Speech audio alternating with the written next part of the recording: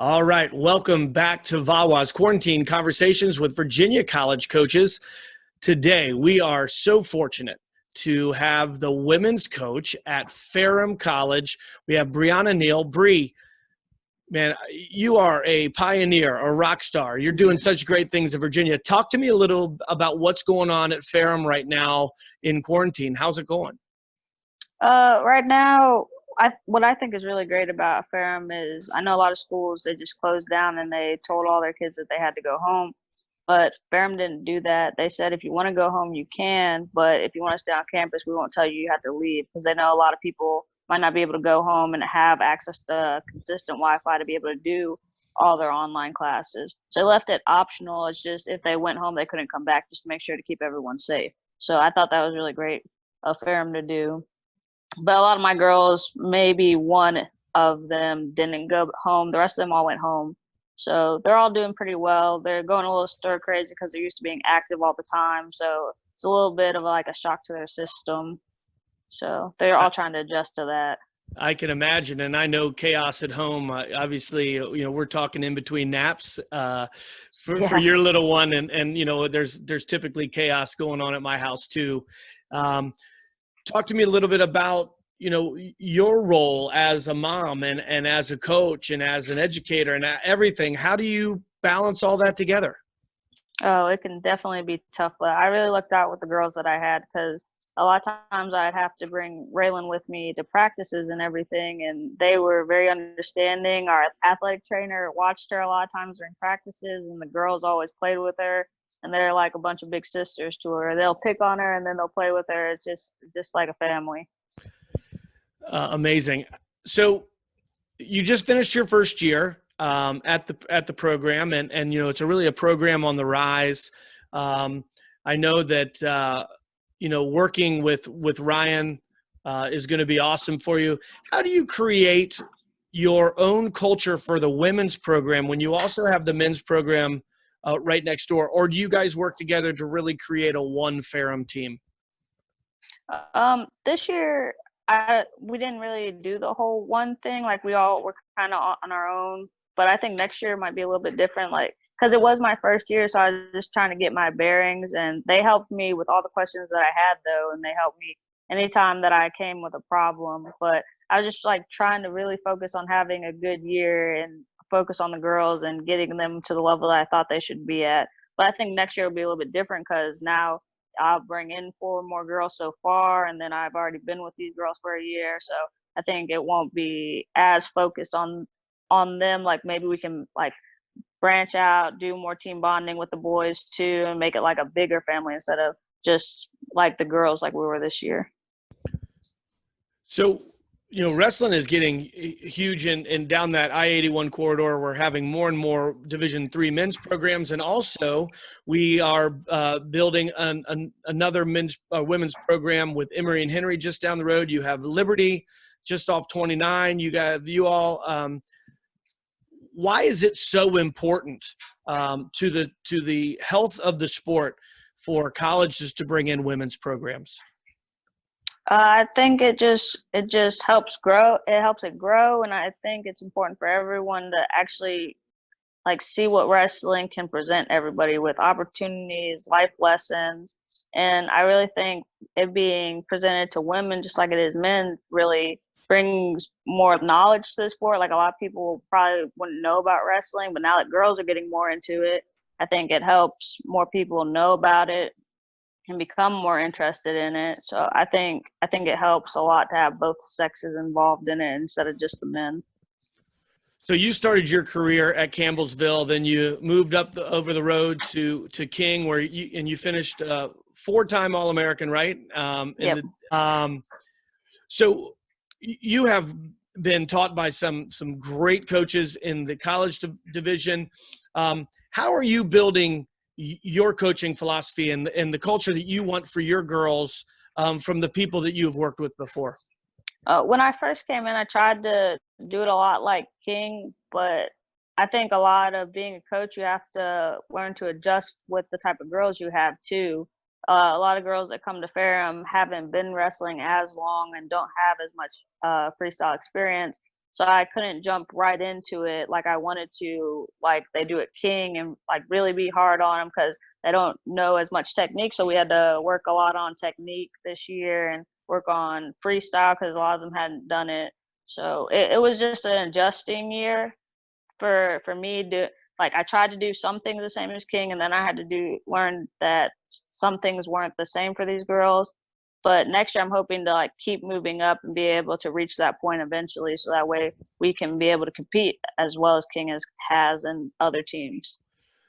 Tell me about your experience. Obviously, we talked a little bit about your college experience, but also in high school, you have one of the greatest records in North Carolina about being the first girl to be a state qualifier, if I read that correctly. And I was the first one in 4A, but not the first one. Oh, the first one in 4A. You had like over 100 wins in high school, and Yeah.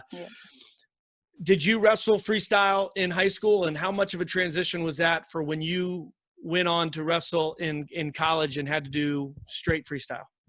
I didn't do any freestyle. I did body bar my senior year, and that was my first ever freestyle tournament. And boy, was that a shock to my system. But I did end up still placing 7th, but I didn't really have a lot of experience. So the first time I got taken down, I stood up and I learned right away that you don't want to do that.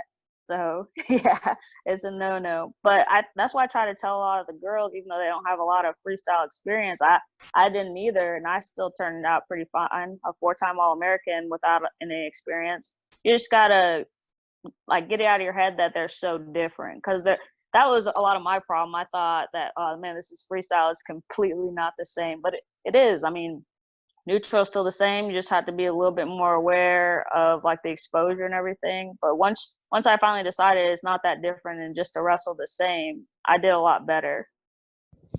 And for the females coming up and males too in Virginia, you really just kind of preached it, how important the Olympic styles are to just build wrestling. You don't have to do folk style or Greco or freestyle or Sambo or whatever you're doing. Just getting out there and competing is a big thing. Oh yeah. So we met at the Wrestle Like a Girl Gala when Talem Smith was given the award, and obviously you have a relationship with Sally and Wrestle Like a Girl, and I know that she and several people from the Virginia women's national team have been working with the Virginia High School League to get women's wrestling sanctioned. What are some things you think that we have to do in order to get high school women's wrestling sanctioned in our Commonwealth? Well, I've been to a few of your guys' tournaments actually, and I think everyone's doing a great job at trying to move that along. It's just getting the schools on board and the athletic departments, because I mean, you guys are doing everything. Like every team's trying to get girls teams on, and like before I'd never seen like 6 or more girls on one team before, but I went to your states and the Culpeper tournament, and there was a few teams that were like that. So I think everybody like that's involved with VAWA and Virginia USA Wrestling is really moving on the right path. It's just trying to get everybody else on board to really believe in it, because it seems like to me everything that you guys are doing is the right way to go about it. Well, moving forward, we're definitely going to look to you as a leader, as a person that can, make some change, being that you're really blazing the trail for women's wrestling in college. Hopefully that trickles down to the high school level, the youth level, so that, we can stand kind of as a beacon on the hill for wrestling. We're doing a great job of getting those programs in Virginia. So we really appreciate you in that effort. So I asked this question of all the coaches that I interview. As a high school coach or as a youth coach or as a stakeholder in the game in Virginia wrestling, what can I be doing to benefit you and your program? Like I said, I think you guys are doing a lot of it already. I mean, the only thing I think is, like you said, trying to get more girls in the youth. Like, I think we're doing a pretty good job of getting high school girls to come out, but if you can get them out younger, that would help even more.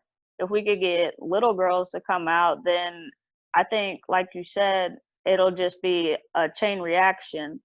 if we get little girls to start wrestling, then we'll have better competition as they get older, and it'll be better in high school. And then the number of girls wrestling and being recruited to colleges would improve even more too. Like I think that's the only difference. But I think everything you guys are doing is great so far, though. That's great. Anything that you're really excited about moving forward here? I know that this quarantine and the kind of the fear of what's next is a tough thing, but is there anything that, man, you're putting on the calendar or you're really looking forward to moving into 2021?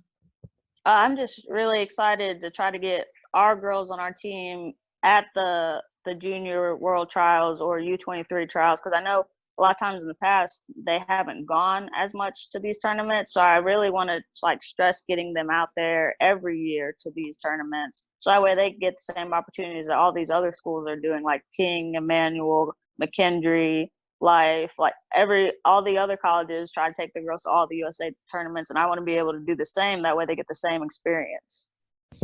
Well, we want to support you in doing that and looking forward, making sure that financially you're getting what you need.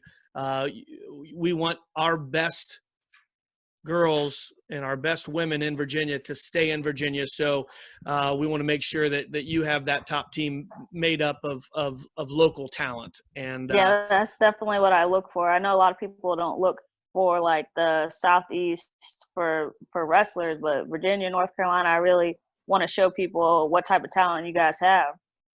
That's awesome. Well, anything else for us? Anything you need? Anything else you want to talk about before we close up shop here?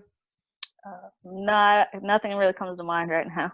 Okay. Well, best of luck. I hope you and your family are healthy and safe through this crazy time. And if we can do anything to support you over these next several weeks, months, years, it's about that time. The chaos is beginning. We talked about the chaos in quarantine conversations. It's just in time. So if we can do anything, please reach out and ask. All right. Thank you so much. All right, Bre. Have a great afternoon. You too. Bye. Bye.